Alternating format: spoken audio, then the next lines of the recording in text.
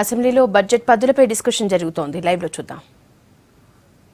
అవలం ఉన్నది మన దేశంలోనే కాదు ప్రపంచం లోపల కూడా ఉన్నది. కాబట్టి ఈ విషయం లోపల మున్సిపల్ మంత్రి గారు ఈ ప్రజాస్వామికవాదుల గొంతు వినిపించేటట్టుగా ఏ అయితే కండిషన్స్ ఉన్నాయో వాటన్నింటిని కూడా కొన్ని మార్పులు చేర్పులు తీసుకురావాలని చెప్పి ప్రభుత్వానికి నేను విజ్ఞప్తి చేస్తున్నా.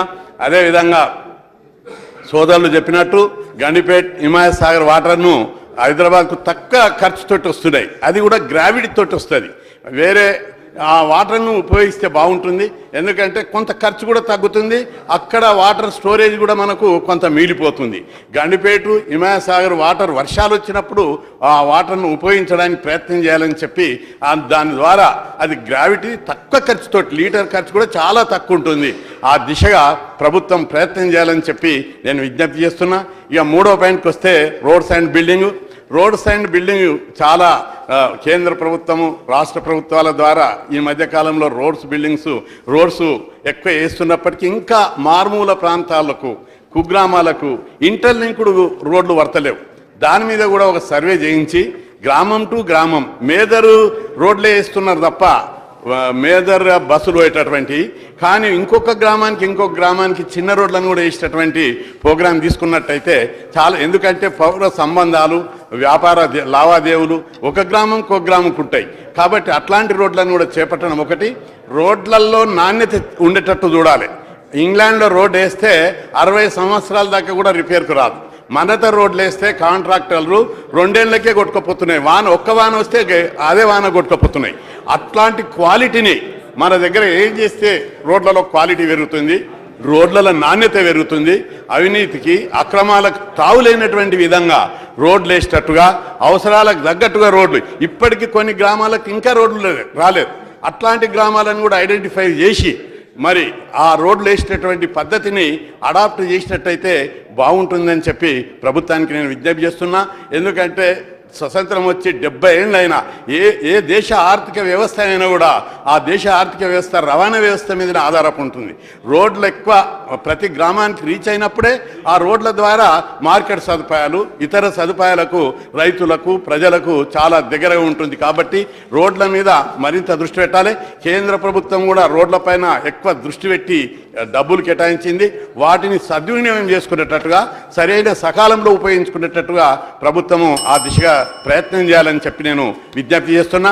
ఇక 4వ అంశంకి వచ్చినట్లయితే ఇరిగేషన్ విషయం లోపల ప్రభుత్వము పూర్తి స్థాయి దృష్టి పెట్టవలసిన అవసరం ఉంది. 25,000 కోట్లు కేటాయించి 10,000 కోట్లు కూడా 10,000 11,000 కోట్లు మాత్రమే ఖర్చు పెట్టారు అలాట్ చేసి. మొత్తం బడ్జెట్ను టైం బౌండ్గా ప్రభుత్వము అదొక యుద్ధ ప్రతిపాదిక మీద తీసుకుంది. దీని లోపల కూడా కొన్ని ఆలోచనలు చేయవలసిన అవసరం ఉంది. క్యాచ్మెంట్ ఏరియా లేనటువంటి ప్రాజెక్టులు కట్టడం వల్ల కొన్ని ఇబ్బందులు ఏర్పడతాయి. ఎందుకంటే సామర్థ్యం యొక్క నిర్మాణం ఖర్చును నిర్వహణ ఖర్చు 2 ఉన్నాయి ఇక్కడ. నిర్మాణం ఖర్చు ఎంత పెట్టినా కూడా అది ఉత్పాదక ఖర్చు కింద వస్తుంది. కాబట్టి ఎంతైనా పెట్టవచ్చు. అది చాలా రోజులుగా సత్ఫలితాలు ఇస్తుంది, దీర్ఘకాలికంగా సత్ఫలితాలు ఇస్తుంది. కానీ నిర్వహణ వ్యయం అంటే లిఫ్ట్ ఇరిగేషన్ ద్వారా లేదా ఇంకా డైవర్ట్ చేసిన గ్రావిటీ లేకుండా మనం వాటర్ని ఎప్పుడైతే ప్రాజెక్టులకు డైవర్ట్ చేస్తామో మల్లన్న సాగర్కు గ్రావిటీ ద్వారా కాకుండా పంపింగ్ ద్వారా పెద్ద ప్రాజెక్ట్ అది. దాన్ని నేను తప్పుపట్టను. కానీ అక్కడ నీళ్లు స్టోరేజ్ క్యాచ్మెంట్ ఏరియా లేదు. క్యాచ్మెంట్ ఏరియా లేనటువంటి నీళ్లు నదుల ద్వారా కానీ ఇంకా వేరే పద్ధతుల ద్వారా నేచురల్ రిసోర్సెస్ ద్వారా కానీ వస్తే అట్లాంటి దానికి ఉపయోగం ఉంటుంది.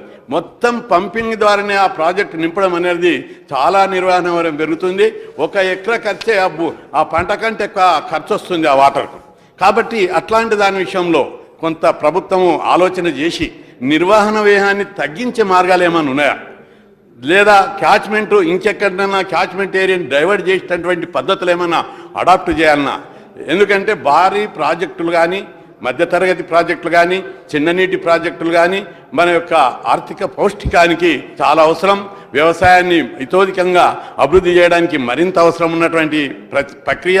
కాకతీయ మిషన్ ద్వారా చాలా మంచి వర్క్ జరిగింది. ఇంకా మిగతా పనులు కూడా జరగాలి. చాలా చెరువులు ఇంకా పెండింగ్లు ఉన్నాయి.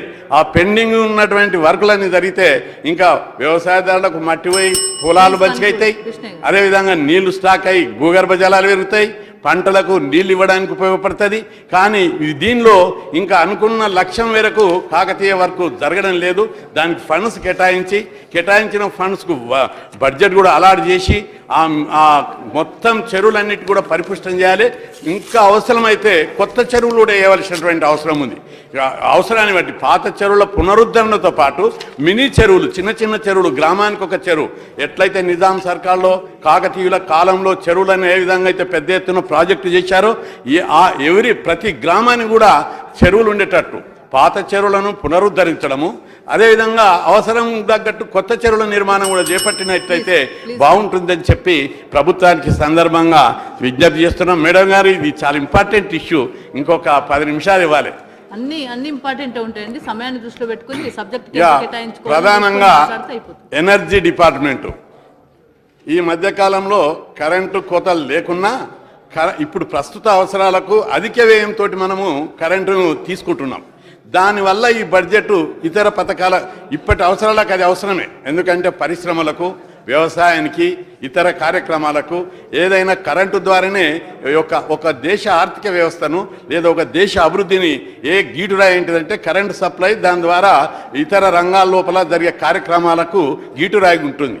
అయితే కరెంటు సప్లై లోపల ప్రభుత్వానికి దీర్ఘకాలిక వ్యూహము, ప్రస్తుత వ్యూహం 2 ఉండాలి. ప్రస్తుత వ్యూహంలో సక్సెస్ అయ్యారు. దీర్ఘకాలిక వ్యూహం అంటే ఒక లాంగ్ విజన్, ఎట్లా మనము భవిష్యత్తులో కరెంటు ప్రాబ్లం లేకుంటే ఎట్లా ఎదుర్కోవాలి. రెండవది బొగ్గు ద్వారా, జల విద్యుత్ ద్వారా, అణు విద్యుత్ ద్వారా లేదా సోలార్ ఎనర్జీ ద్వారా.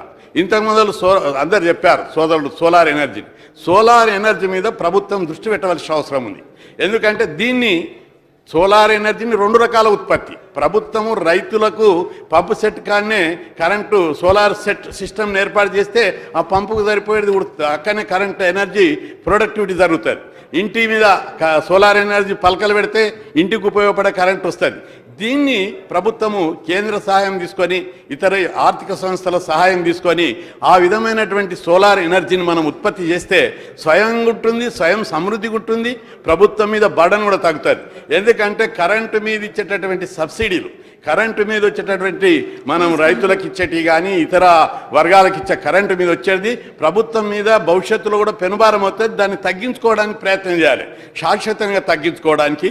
రెండవది బొగ్గు మీద ఆధారపడుతున్నాం. బొగ్గు భవిష్యత్తులో ఇప్పుడు కాకపోయినా ఒక 30 ఏళ్లకో 40 ఏళ్లకో బొగ్గు ఉత్పత్తి తగ్గుతుంది. ఇప్పటికీ ఆఫ్రికా ఖండం నుంచి బొగ్గులు తెస్తున్నారు. ఆ విధంగా కాకుండా మన దగ్గరనే ఈ సోలార్ ఎనర్జీ అనేది పర్మనెంట్ రెమెడియల్ కాబట్టి దాని మీద ఇంకా కొంత రీసెర్చ్ జరిగి తక్కువ ఖర్చుతోటి సోలార్ ఎనర్జీ ఉత్పత్తి అయ్యేటట్టు, దాని ద్వారా రైతులకు ఉపయోగపడేటట్టు, కరెంటు మీద ఆధారపడకుండా సోలార్ ఎనర్జీతో పంపులు నడిచేటట్టు సోలార్ ఎనర్జీ ద్వారా కరెంటు ఉత్పత్తి చేసినట్టయితే రైతులు 12 గంటల కరెంటు ఉంటుంది, అవసరం మేరకు వాడుకుంటారు. రెండవది రిపేర్లు ఏం అవసరం పడదు. ఆ విధమైనటువంటి టెక్నాలజీని మనం డెవలప్ చేయవలసినటువంటి అవసరం ఉంది.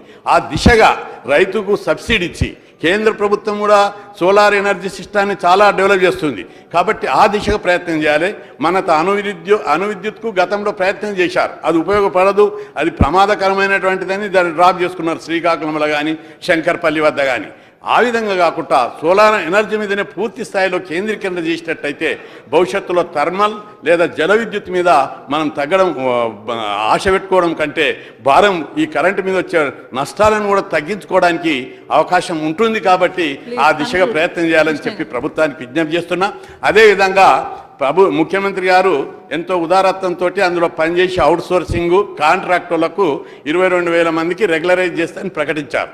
దీనికి ఒక టైం బౌండ్ పెట్టుకోవాలి. అది లేకపోతే అధికారులు సాగదీస్తారు. ఏడాది అవుతుంది, 2 ఏళ్ళు అవుతుంది, 3 ఏళ్ళు అవుతుంది. ఆ విధంగా కాకుండా ఒక 2 నెలలు, అది పెద్ద సమస్య ఏం కాదు.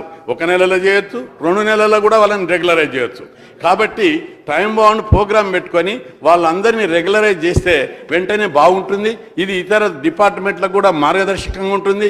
రెండవది ఎలక్ట్రిసిటీ డిపార్ట్మెంట్ లోపల పర్మనెంట్ ఉద్యోగులు ఉంటేనే బాగుంటుంది. ఎందుకంటే అది ఒక రిస్క్తో కూడుకున్నట్టు తంబాలు ఎక్కడం దించడం, ప్రతిరోజు ఒక కొత్త జీవితం లాక్కుంటుంది అక్కడ ఎంప్లాయీస్కు. కాబట్టి వాళ్ళందరినీ రెగ్యులరైజ్ చేయడానికి ప్రభుత్వము ఖచ్చితంగా కఠిన చర్యలు నిర్దిష్టమైనటువంటి కాల పరిమితితోటి చర్యలు తీసుకోవాలని చెప్పి ప్రభుత్వానికి విజ్ఞప్తి చేస్తూ సెలవు